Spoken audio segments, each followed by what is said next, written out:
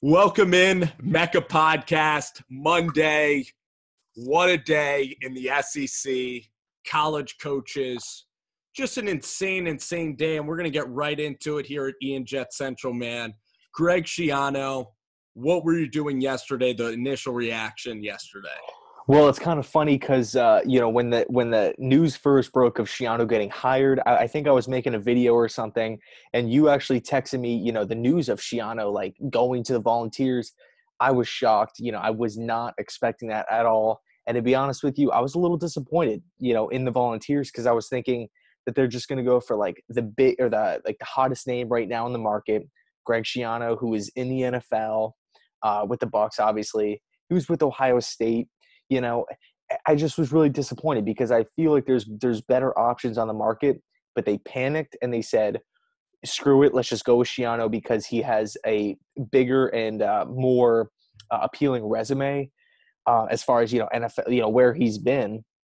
So I was really disappointed at first, but then later on in the day, it comes out that, Schiano is not going to Tennessee. He's not going to be the head coach there. The driving force behind that was the fans, the uproar on Twitter. Mm-hmm. The Volunteer Nation took a stand and said, no, Schiano, you're not coming to Tennessee. I honestly don't think this is ever going to happen again in college football.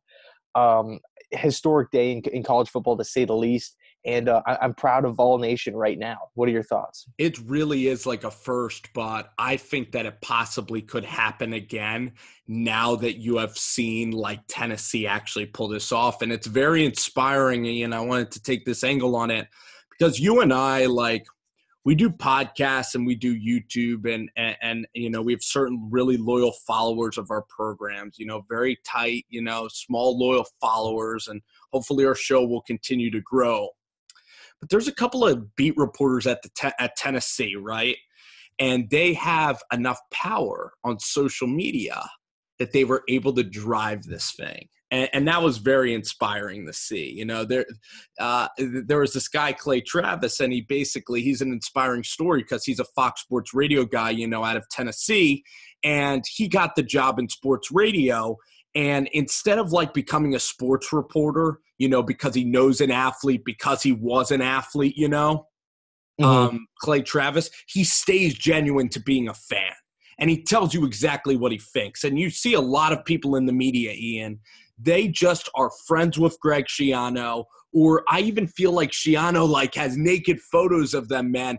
I freaking don't understand. Like Paul Feinbaum today, maybe this is Paul's job. Sometimes I really like what Paul says a lot. I disagree a heck of a lot with what he has to say. Today he was saying that, Belichick, I hear this all the time, that Belichick and Nick Saban like Greg Schiano, the Tennessee, that he would have been a decent hire for Tennessee, a program that's in misery, and they deserve this hire, and he might not be that bad, and he was okay. They said he was incredible at Rutgers. That happened 10 years ago.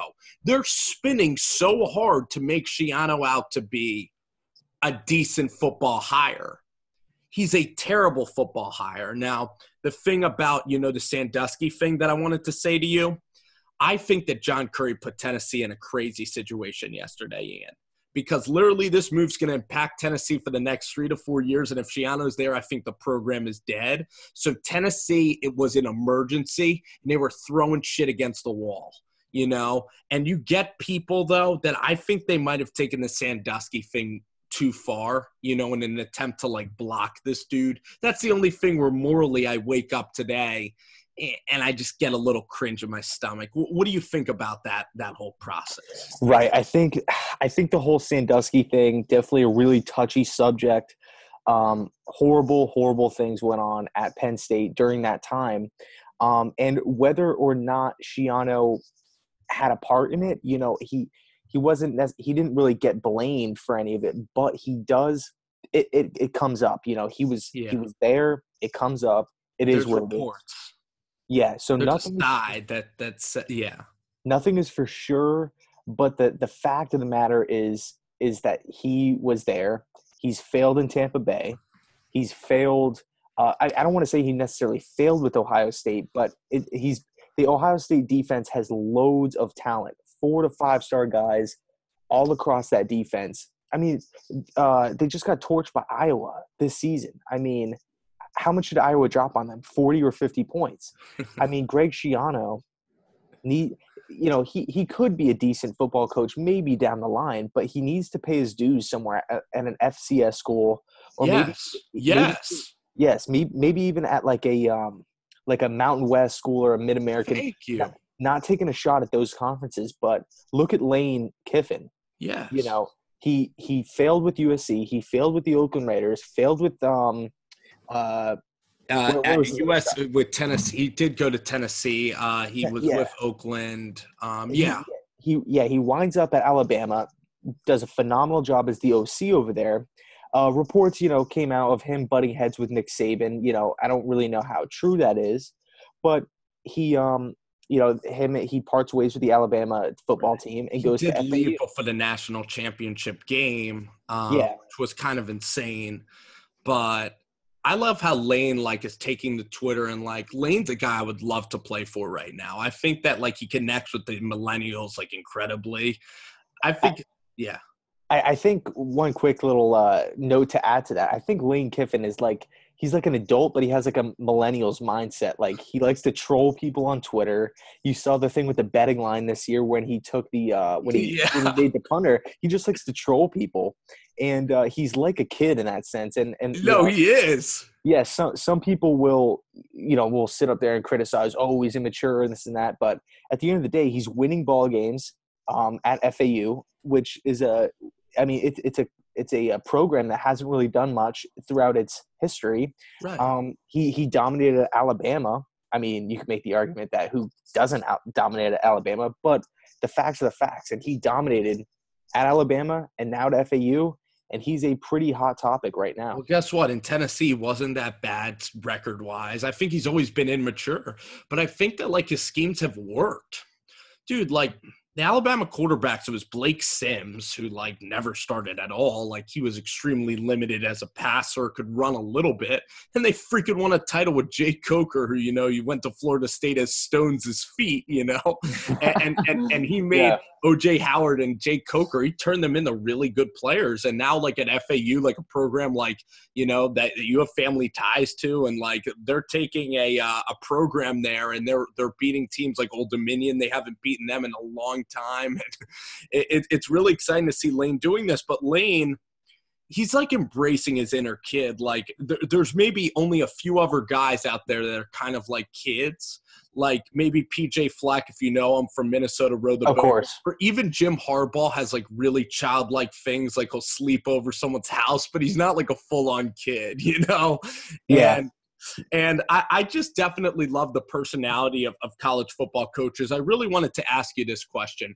I definitely agree. If Schiano went to a Utah State and was having fun, he's definitely going to get a chance. And it's hard to feel sorry for the dude that literally gets all the chances in the world. You know what he's like to you, Ian? You're going to laugh at this one. To you, I think he's like Carson Palmer to you. Great analogy. It's crazy because if Schiano, I feel like Schiano needs to rebuild or kind of remake his, when you go out to a store and you just have really poor credit, and you start to rebuild your credit, it takes time. I think that's what Schiano has to do. He has to go to a smaller school. He has to rebuild. He has to look at himself in the mirror. He can't act like a drill sergeant to his players, cold, heartless, and this and that. Like reports coming out of Tampa. Tampa, they're grown men playing in the NFL, and for them to give that sort of feedback of Schiano, it's unreal. It's unacceptable. You got to be able to listen to criticism, Ian, and it's sad. I look at Chip. I think Chip Kelly's a pretty damn good football mind. He reinvented football, kind of, Chip Kelly at Oregon. And in Philadelphia, people hate Chip Kelly. And I kind of understand why. And I don't think that Chip really likes Philly that much either. But I look at Chip, and Chip Kelly, needs to do this self-reflection thing too, because you've seen the way that he traded and treated LaShawn McCoy and Deshaun Jackson really poorly. And like he didn't treat the professionals really with a ton of respect, especially guys that are star players in the league. He just couldn't get along with his guys whatsoever. He was awkward, a poor communicator. And I know that Chip's a little bit of an awkward guy, and it's tough for him to do that. But sometimes you really have to make an effort. Like today at the press conference, he actually cracked like 2 jokes. And I was like, whoa. Okay, come on, Chip, like change a little bit, Chip, kind of like Lane. And Schiano certainly needs to go through that process. It's so funny. During this topic, by the way, I'll literally be thinking of something that's very important about the topic, and I'll just completely forget it, and then I'll rewatch this video because there's layers upon layers to Tennessee, I think. You want to hear I'm going to give you a funny analogy that I think you're going to laugh about. Okay. And I'm going to ask you a question that also is a little bit silly, but kind of serious. So the first analogy of Tennessee, and I'm giving credit to Clay Travis. He's a guy that I follow at Fox Sports. He's probably my favorite reporter out there, okay? I'll show you his Periscope and everything. He's like the voice of All Nation. And, yeah, he's on Fox Sports Radio. He said that Tennessee, right, this is exactly what happened, and he's very true.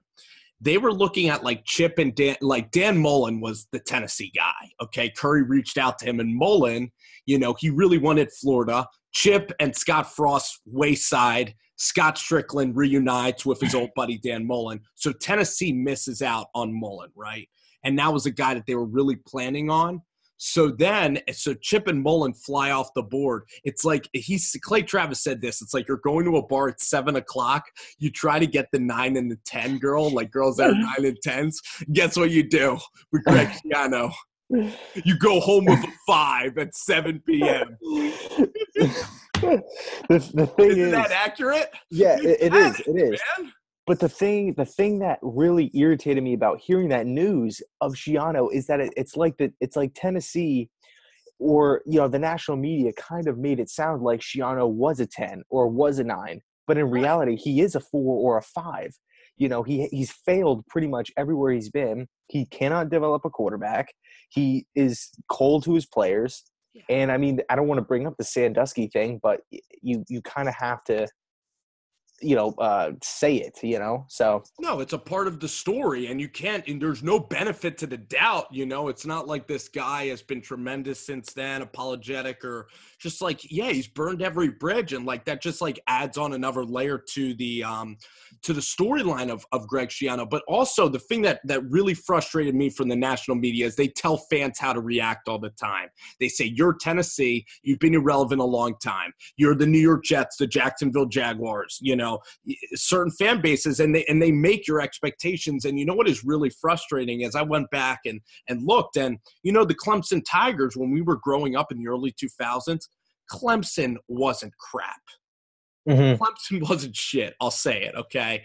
And then Dabo went there, and now the program's a juggernaut. It's one of the best jobs in the country. So this thing is fluid. Like Tennessee could get a home run higher, right, and be right back. And then they'll say Tennessee's an awesome job again.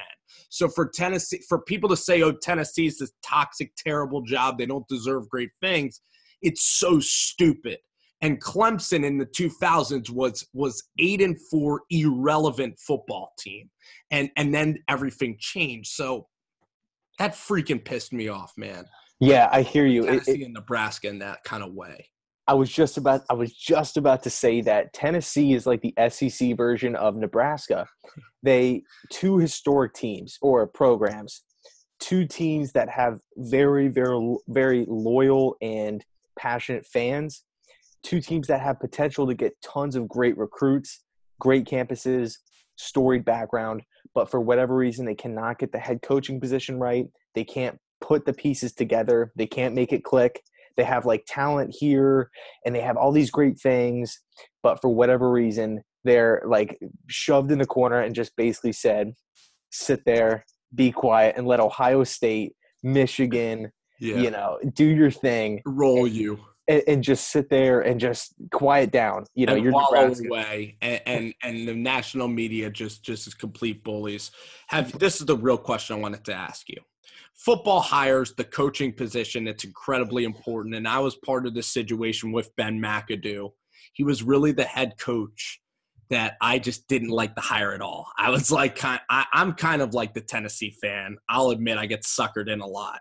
I was really pulling for Bama Clemson. Like, even at the game, you know, when Bama won that national title, I'm like, yes, Nick won again. He won 10.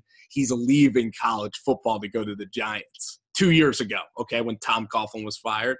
And then when they hired within, I was like, oh my gosh, we're going to be terrible, you know, for a long, long time. Like, as a Jets fan, I'm sure you've had this definitely over the years. Has there ever been a quarterback selection like a Geno Smith or like a Mark or like Eric Mangini gets hired, Herm Edwards gets resigned, Fitzpatrick resigned, where you're literally like, I'm not Woody Johnson. I have zero control over the situation. I am so frustrated. And now our team's going to suck and pay consequences for like 3 to 4 years of my life. And I'm going to – because that's what Tennessee was staring right into the barrel of yesterday. I know. I know. It's crazy. To answer your question, you know, I've never really felt like that. I've always kind of been the type of guy to support the green and white. Like, no matter who's on the team, I try to look at it optimistic. And I try to kind of you'll sell yourself. So if Shiana was there, you'd like point out like all the good you could possibly take. No. Because like even with Ryan Fitzpatrick, I did not like bringing him back. I said it right from the beginning. As soon as the season ended, if he wants to come back on a small deal, fine. If he doesn't, if he's going to complain about getting a ton of money or he wants a ton of years on his deal, don't bring him back. Roll with Geno Smith. That's, you know, I was on record of saying that. And, you know, the Jets had pressure from the fans. We bring back Ryan Fitzpatrick. The 2016 season is an absolute train wreck. But, you know, I've never really felt like, you know, like I'm just like looking the franchise and just saying, you know, looking down this dark alley and saying to myself, here, you know, there goes another 5 years of misery, you know, something like that. But I will say this to answer your question. I'm getting that feeling. It's growing inside me every day that the Jets are going to pass on a quarterback in this draft, and we're not going to sign one in free agency, and we're just going to roll McCown out there next year and, you know, be picking 17th and just draft another D lineman and roll McCown out there, and I will be absolutely – That's a nightmare. I would be just – That's literally a nightmare. How about this nightmare? You guys draft Sam Darnold. I mean – I wouldn't like it. I would definitely support him. You know, I wouldn't necessarily. But would that be worse? Like, if you know guys, like, would you rather have Darnold or roll McCown out again and like take another chance? It's such a tough question. I mean, I know a lot of people are high on Darnold right now. Me personally, I'm not. You know, right now Darnold's quarterback 4 in my book. But you know, I don't think Darnold comes out, to be honest with you. But you know, to answer your question. It's a tough call, to be real. Look, deep down, I'll think to myself, bad move. We shouldn't have done this, especially if we pass up on Allen, a Rosen, a quarterback of that stature. But, you know, deep down, I'll have that feeling. But, you know, overall, I'll support him. You know what's interesting about the NFL draft, and I know we're pivoting around a lot of topics, is, you know, last year, like, I was at the NFL Combine, I saw this guy with a Bills sweatshirt on. And, like, I kind of went on their website and I was like, who's this coach? And it ended up being the wide receiver coach from East Carolina. And I knew Zay Jones was, you know, coming out. And he was a former coach there. And I'm like, the Bills are going to take Zay Jones. And sure enough, it happened. I looked at John Morton and, like, I see USC. And, like, sometimes I think a good exercise for us to do, for fans to do, is, like, to go down the list of, like, the ties and see if we can connect dots, you know? I think Right. that's like a really good strategy of like predicting what could happen. For sure. I was actually I actually made a video today. I posted on my channel talking about, you know, if Todd Bowles gets fired, you know, what the Jets should do moving forward. And if Bowles gets canned, I explained in my video a little bit that I would like John DeFilippo from the Philadelphia Eagles, the quarterbacks coach over there. I've always liked him ever since he was with Cleveland. And I just like his system. I like his attitude. He's a strict guy, but he's cool at the same time. He seems just like a really good dude. He knows football. He knows offense. He knows how to develop a quarterback. He's worked with the Philadelphia Eagles under Douglas Peterson, Frank Reich. He's had success with Carson Wentz. And I'm sitting there thinking to myself, if we could possibly land DeFilippo as head coach or maybe even offensive coordinator, because Mike McCann, the GM, wanted him this offseason, and we tried to get him, but the Eagles blocked it, and they said, no, you can't take him. I know the Jets have interest in him, which is good. It's a good sign. But if the Jets can maybe snag him away from the Eagles, or maybe even Frank Reich, who's their OC currently, if we were to draft Josh Allen, who is in the same exact pro-style system as Carson Wentz was in college, I think that would just give the Jets such a leg up, because DeFilippo just he's had success with Wentz. He knows exactly the system that he's coming from. Looking at him going to the Jets locker room, he's then picking a guy in Josh Allen who played in the same exact system as Wentz under Craig Bohl. Bohl was at North Dakota State. Now he's at Wyoming. So he's coming in. They already have similar skill sets. And I just think that could be a match made in heaven for the Jets. Looking around the NFL, Ian, let's kind of dive into these two case studies. The best coaches in football right now literally are one is a 31-year-old guy, which is so freaking crazy that Drew Brees is 7 years older than the coach of the LA Rams and Sean McVay. Sean McVay, I honestly think Wade Phillips, if you slice the pieces of the pie of how much responsibility that the guys have, Sean McVay is offense and Wade's defense. It's almost 50-50. Sean will make the speeches in the locker room, okay? He has a great loud voice, great presence, very charismatic. He'll do the stuff of kind of looking after, just making sure that the guys are okay. Where Wade is he's strict defense, right? Doug Peterson, by the way, Jim Schwartz I don't think Doug Peterson goes into any defensive meeting and persuades Jim Schwartz what to do at all. He just lets Jim run. It's almost like Jim's coaching another team.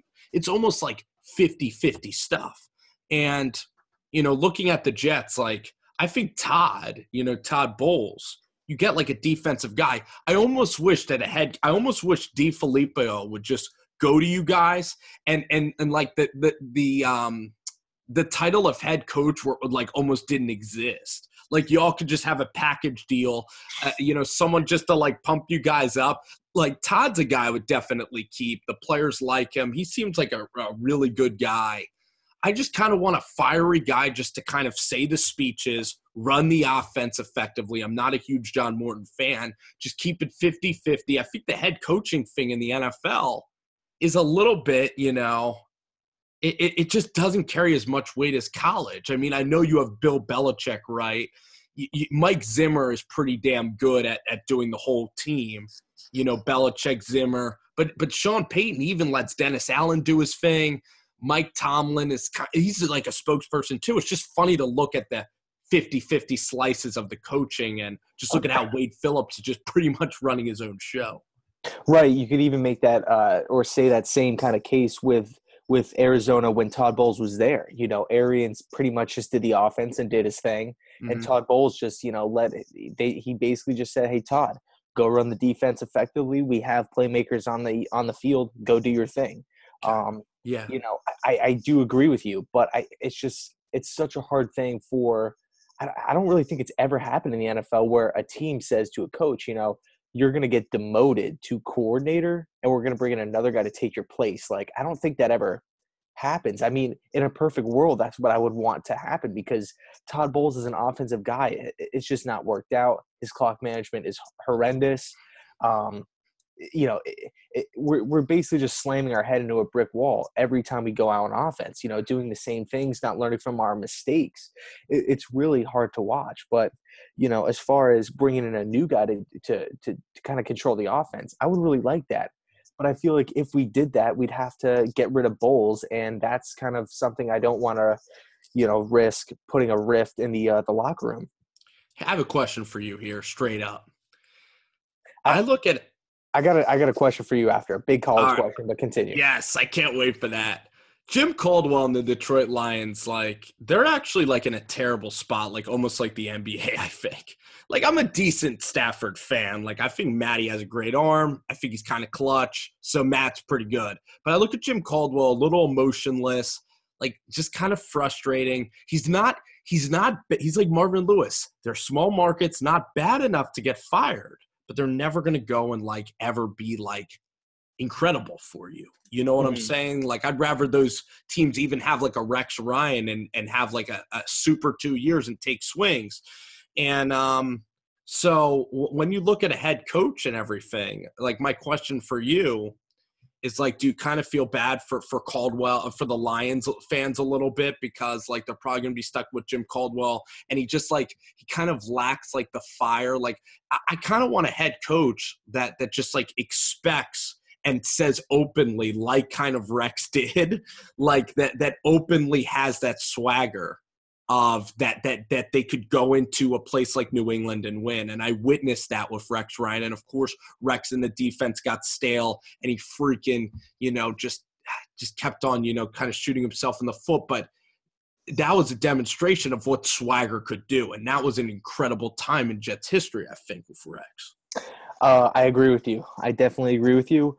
But I will say this, I think it's an interesting thing to kind of bring up because, you don't necessarily, in my opinion, have to be the fiery, energetic guy to win games. Look at Bill Belichick. I mean, he's not really like that. Nick Saban down at the college level, he's not really like that either. McCarthy, I mean, he's had success. He's not the fiery.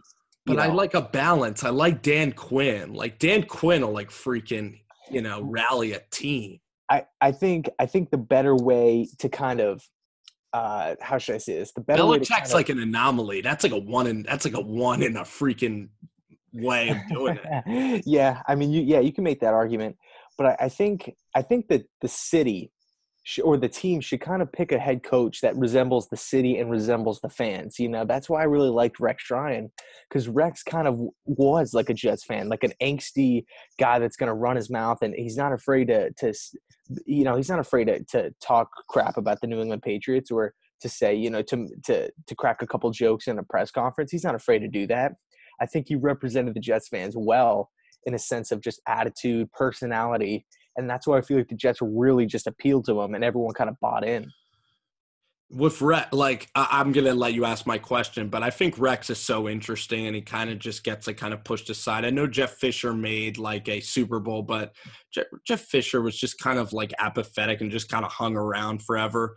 With Rex, what he did with the Jets, I mean, I know he inherited a team. He put that defense together, Bart Scott and Revis and all those guys. And it was just a really fun time, man. I'm sure you can remember all those Saturdays because the Jets still want to get the Sunday games. I'm sure you can remember the Nate Kading misses. Well, that was a long time ago.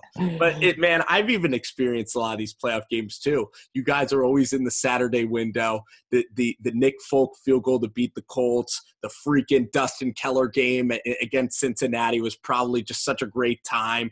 Freaking them going into San Diego and beating Phillip Rivers soundly. But your favorite game's the Patriots game. And Rex just in the playoffs, you guys just hit magic. Maybe Rex, this is kind of my theory, is that the guy's so anxious that he'll never stay at a place for 6 years. He'll just get too bored. So when things were going south and the whole Tebow thing happened, maybe Tannenbaum buried him. Maybe the Tebow thing just buried him. The news, the Sanchez just completely just took him out. What was really the demise of Rex? And do you often look back? Because that was really special looking back on those seasons, man. Yeah, the demise of Rex, I think it was a combination of a few things. Number one, kind of the circus, bringing in Tebow, bringing in these older veteran players and not really having a plan for them. Number two, I think his promises kind of wore out, or he overstayed his welcome a little bit. I think a change needed to be made. And Rex overall, he couldn't really develop a quarterback. The offense was, it's funny because you bring up the 50-50 thing. Back when we were making those playoff runs, we had Schottenheimer as the OC. And Schottenheimer's offense, traditional West Coast system, perfect fit for Sanchez, kind of like Dak Prescott in the sense that if you surround Sanchez with a great offensive line, run the ball effectively, and have playmakers on the outside, you can win games and play that great defense. Only difference was Sanchez, he would turn the ball over at an effective or at an alarming rate where Dak kind of took care of the ball last season. But, as far as Rex Ryan goes, a change needs to be made, but still to this day, he was my favorite coach that the Jets had. And, it sucks to see that nobody, took a flyer on him, because I still do think he could be a really, really good, effective D coordinator somewhere in the league. I was actually thinking the Saints or maybe the Falcons as a defensive coordinator would have been really cool before, they hired Dan Quinn and whatnot. But, it didn't work out. And I like Rex in Detroit. That's it's pretty cool to kind of think about that, because I think he would give Detroit that edginess, that swagger. I think so, or maybe Cleveland. Yeah, maybe. Everybody can go to Cleveland. Believe it or not, man, Sanchez, looking back at those runs, I know it's ridiculous to sound this way about Mark, but literally, the game that he played against the Chargers was exactly what Eli was like in 2007, If you remember, you kind of remember when Eli and the Giants beat the Dallas Cowboys? It was like clutch 2-minute drills. Eli didn't turn it over. He was exactly like Mark, he was young. He didn't like Mark against the Bengals was just perfectly effective. He only threw it 19 times. If they probably, if Mark Sanchez, and I guess I don't know what happened to Schottenheimer, if they could have just kept the band together, that thing could have went on a little bit longer with Mark Sanchez. Because Sanchez, he had the feet. He's very accurate, especially with short passes, quick. He definitely is limited. Like Eli and other guys, his deep ball accuracy, he plays like he's 5'10" at times. But you know what, dude? That Steelers-Jets game must have killed you, because Mark Sanchez, that was one of the craziest comebacks. That third down when Ben got it, that's such a sad memory even to think back, and I'm not even a huge Jets fan like you. Yeah, it was tough. I remember that game. I freaking forget my question. I'm sorry. I got it right here. On the Mecca sometimes. Freaking go wild on these crazy ass things. No, that game, it definitely stained my memory. I'm gonna remember that forever. But it makes me proud to be a Jet fan, and going through the hard times. I can't imagine being a fan of a team like Golden State or New England, where it's you don't really face any adversity. Well, I mean, with New England, they kind of got caught, doing their thing over there a few times. But but as far as being the Jet fan, my personality, it doesn't really fit with a constant winner. You're dominate. I couldn't be a Steeler fan. Just the constant wins, no adversity. That's just not me. I just feel like I have that underdog mentality myself. I roll with the Jets. But let me ask you. It's going to be amazing. Unfortunately, all the Patriots Super Bowl wins have been freaking epic. So it's not like an Alabama where they beat down Texas and just run the rock. Unfortunately, you get Vinatieri having this amazing kick, so the fans will go crazy. But when the Patriots win a playoff game against the Texans, the fans are like, we sucked, And so when you win that thing, you're never going to forget it. I never forget 2007. It was a long drought, and I love that they were undefeated, the greatest team ever. So, Yeah, I was definitely pulling for you guys in that game. But let me ask you this question real quick. Here we go. Segueing back to college football, I read a report today that the Texas A&M Aggies are extremely interested in Jimbo Fisher and have supposedly offered him a huge deal. What are your thoughts? Will Jimbo leave Florida State after this rocky season? Will he stay? What will happen to Jimbo Fisher? So, good topic. Crazy stuff with Jimbo. First of all, I like the guy, man, and there aren't a ton of really great candidates out there. This dude won a national championship. He groomed Jameis there.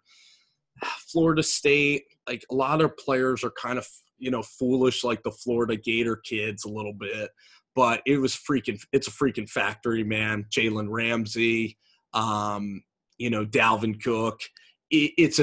Florida State's still a pretty damn good job, but Jimbo, crazy thing about him, and you'll hear this, it was kind of ugly with his wife. His wife honestly cheated on him with a Florida player, so it's a divorce situation. So Didn't even hear about that. That makes like the whole thing he kind of wants to get out of Florida State. When you're in Florida State, I guess it's like Bobby Bowden, you have to stay there. I think like he has like almost a lifetime contract. It's going to be insane, but I honestly see it being very possible. And Ian, like you look at Texas A&M, right? They were in the Big 12 forever. If you make it to an SEC championship, you're going to get a statue there. Like it's a school where literally the expectations there are getting higher because there's crazy oil money at College Station with Kyle Field being a crazy facility. That's why you're hearing it's a great job. It's the only SEC job in the state, and the money getting put into that program is just crazy right now. So I think it's a fantastic job. I think the fit would be spectacular. Yeah. I think it's very likely that I think it's going to be 65, 70%. And at Texas A&M, he's as close to a sure thing as you're going to get, Yeah, the thing is with Fisher. Right. The thing is with Fisher going to A&M possibly is I really think he could build that defense over there. Now, I know Fisher's an offensive guy. He puts a lot of responsibility on his quarterbacks running that pro-style system. But I really think he could build it. He has that defensive thing about him where all of his defenses play hard for him. I would really like to see him in Texas. He's tough. He's tough. No BS kind of a guy.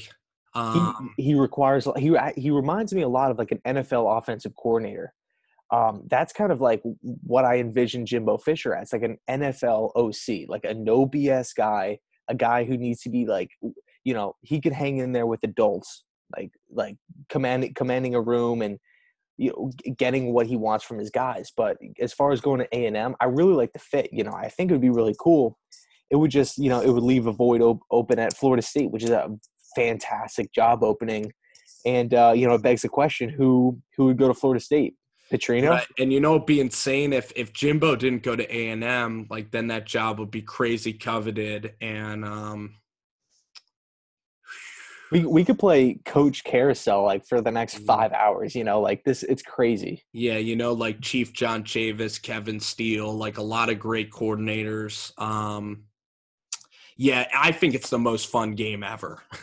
I really do this Coach Carousel thing. So if Texas A&M doesn't get Fisher, it would be just a huge mistake. It would be awful. It would be like then they'd have to scramble a bit. I still think they can get a really good name. So I'll tell you other names for A&M, like Helfrich. Do you consider Helfrich? Nah, unfortunately not. Like Petrino, maybe, like a hell of an offensive mind. Not a Leach, but a Petrino, like someone that's big time, that's done it at the big stage. So then, you could even get, honestly, like a Malzahn. Somebody would even jump from their program, like a Matt Campbell, some elite guy. But I look at there's who's a guy that's completely forgotten. Do you know the LSU D coordinator Aranda? I don't. Yeah, he's a guy that I think is kind of a stud, and he just never gets mentioned at all. But Florida State, let me think. I don't think, right, Ian, they can go with a Lane Kiffin, right? Because Florida State, it's like Bowden, and they never make like these hires ever. Right. I was actually talking to one of my good buddies today, diehard Florida State fan, and he's on the Lane train. It doesn't really make. I don't really like the fit too much. I think it'd be enough fit. I just think it's kind of like prisoner of the moment. Like, okay, Lane is doing well. He's in Florida. It's time to bring him back to Power 5. Let's get him to Florida State. Too risky. I don't like the fit. I don't like the fit. Too risky. Florida State's too big for him. How about Holgorsen at West Virginia? I would like that. The only thing with that is like Holgorsen's going to be coming in with a whole new offensive system. Granted, I mean, it would be a lot simpler than the complex NFL system that, France or that Fisher has, running or implemented right now for Florida State. But I think, I like the fit with Holgerson. The only thing is I feel like it's going to maybe take 2 to 3 years to really like kind of root in his system, get it engraved with his players. Once his recruiting classes start to kind of blossom, that's when I think Florida State will really, kind of come to fruition. Yeah, I guess so I'm kind of thinking safer. I mean, I'm a Lane Kiffin fan, man. Like, I want him to go to Tennessee. I really do. I want the redemption story. I told you that. I kind of believe a little bit, but I don't see a consistent stayer. I think even go ahead. What about Les Miles? Yeah, I was actually going to bring him up. I think that's a guy, the problem is he's older, right? But you're going to get 10 years. 70, I believe. You're going to get consistent, defensive football. You're going to get smash mouth. That'd be a pretty safe hire. That would be pretty legit. He's definitely going to be, in the mix. And then I'm trying to think of, up and come. Willie Taggart. Yeah. Yeah. I could see him jumping, definitely. Could you try to pull Strong? Gonna be crazy, man. You're going to see names from everywhere then that are going to be jumping. Could you try to pull Strong from USF? Oh, Strong would go in a heartbeat, but I'm even more of a fan of the Lane train. Oh, I like Charlie Strong compared to Lane. Well, I think maybe, Lane, but come on, dude. Les is at least done. Charlie Strong, he bombed at Texas, man. Charlie Strong is a good dude, but Lane bombed everywhere other than Bama. I mean, but Strong, he's inheriting these Taggart players right now. Mm-hmm. I gotta see a little more. I know he did well at Louisville, right? But I mean, he made a basketball school. He turned him into a football school with Theodore Bridgewater, with Devontae Parker. These guys, Louisville's now they're not just some afterthought now. Let's think Strong. I think Strong at Arkansas is an appropriate place or State. I don't think he's going up to Florida State, man. Yeah. It's going to be in the conversation. It's going to be awesome, man. Chip Kelly today announced. I do like watching all of these coaching hires. I think Scott Frost in Nebraska. I think just between you and me, I think that all the coaching candidates have been I think that everybody's made really good decisions so far. I really like UCLA with Chip. I really like Mullen with UF.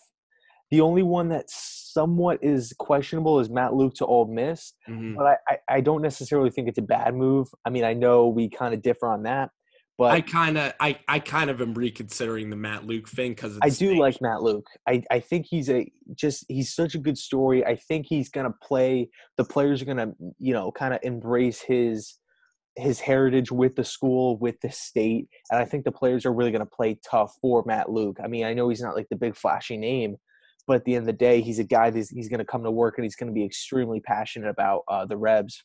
What do you think about the sanctions of Ole Miss? That probably factors in a lot too. It does. I mean, they're definitely not going to be winning the SEC next year or maybe even the year after that. I mean, historically, Ole Miss has never really gone 5 stars consistently. I mean, as of late, they were getting crazy amounts of talent because of everything. And so I think it's just I think it's human nature to kind of just say, with worse high school talent, Ole Miss is just going to dip. But at the end of the day, I think if you could get a coach in the building that knows what he's doing, I mean, look at Tom Herman with Houston. I mean, he goes into a situation where Houston doesn't have 5-star talents all over the board, and they dominate. I believe they actually beat Florida State that season. And when a coach is in place, when a coach has a system and he knows what he's doing, he can turn around a program no matter the athletes at that school, talking about a Power 5 school. So really interesting topic. It is. And, I look at Herman and I have a ton of confidence. I have a ton of confidence in Tom Herman. I think that Herman's pretty damn elite, at Texas.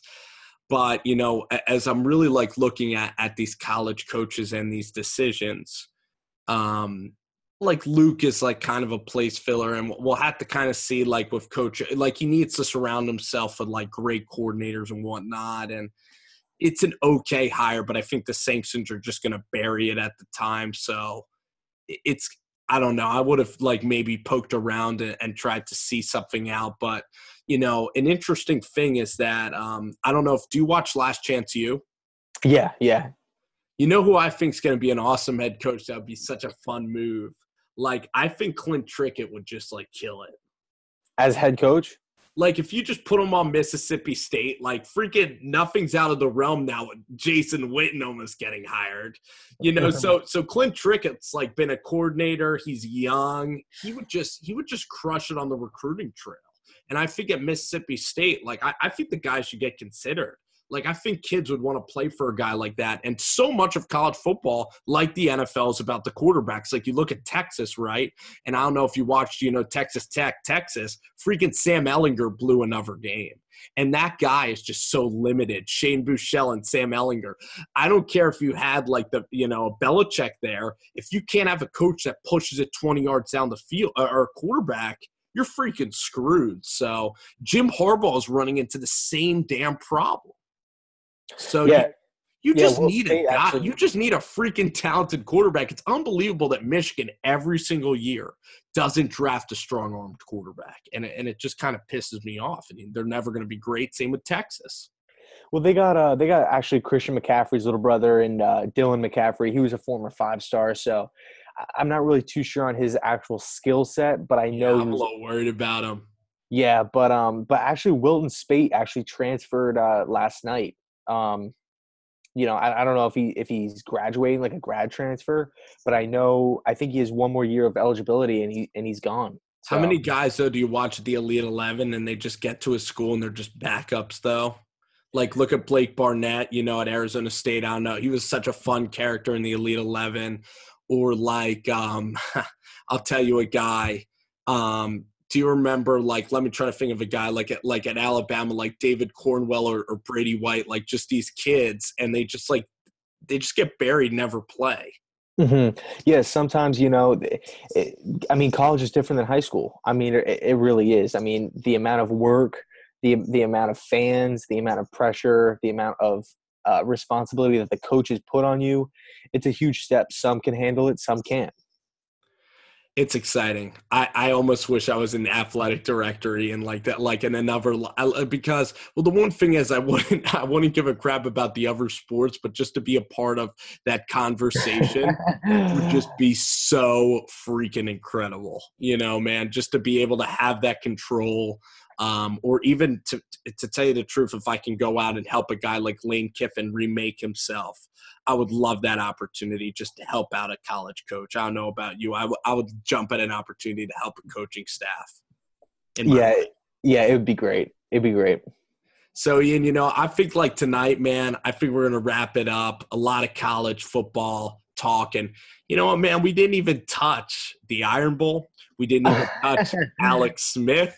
We didn't even touch Jimmy G, CJ Beathard, the Jaguars, the LA Rams. I mean, I think this week we're going to have to stretch this puppy out. So we're going to have to do multiple episodes this week for sure. Because it is, we cannot keep up. It is wonderful. I love the overload. So, Yeah, me too.